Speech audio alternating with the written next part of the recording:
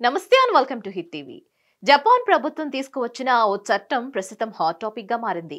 దేశ ప్రజలందరూ రోజుకు ఒక్కసారైనా నవ్వాల్సిందేనని జపాన్ ప్రభుత్వం తీసుకువచ్చిన చట్టం ప్రస్తుతం ప్రపంచవ్యాప్తంగా చర్చనీయాంశంగా మారింది.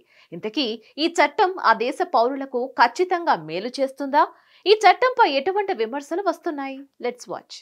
నవ్వుతూ నవ్విస్తూ ఉంటే ఆరోగ్యంగా ఉంటామని పెద్దలు వైద్యులు చెబుతూ ఉంటారు. అయితే తప్పకుండా నవ్వాల్సిందేనని ఆదేశిస్తే ఎలా ఉంటుంది?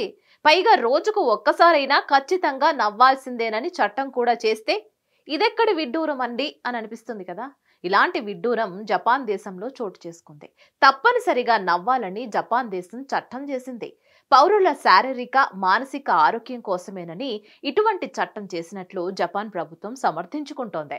అయితే నవ్వొస్తే నవ్వుతారు, కానీ తప్పకుండా నవ్వాల్సిందేనని చట్టం తేవడం ఏంటని అక్కడి రాజకీయ నేతలు విమర్శిస్తున్నారు.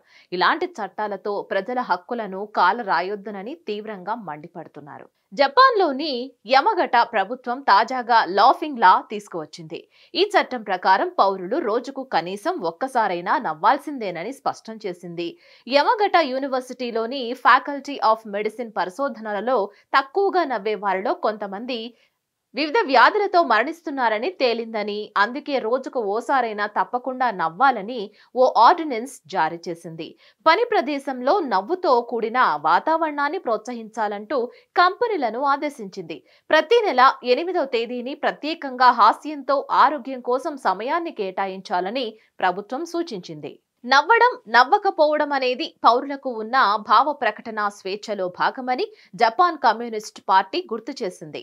వ్యక్తిగత కారణాల వల్ల కొంతమంది నవ్వలేకపోవచ్చునని, తాజా చట్టం ఇలాంటి వారిపై ప్రతికూల ప్రభావం చూపిస్తుందని ఆరోపించింది. ప్రజల హక్కులను కాలరాయొద్దునని మండిపడింది. అయితే ఈ ఆరోపణలను అధికార లిబరల్ డెమోక్రటిక్ పార్టీ తోసిపుచ్చింది. తాజా చట్టాన్ని ప్రజలపై బలవంతంగా రుద్దడం లేదని స్పష్టం చేసింది.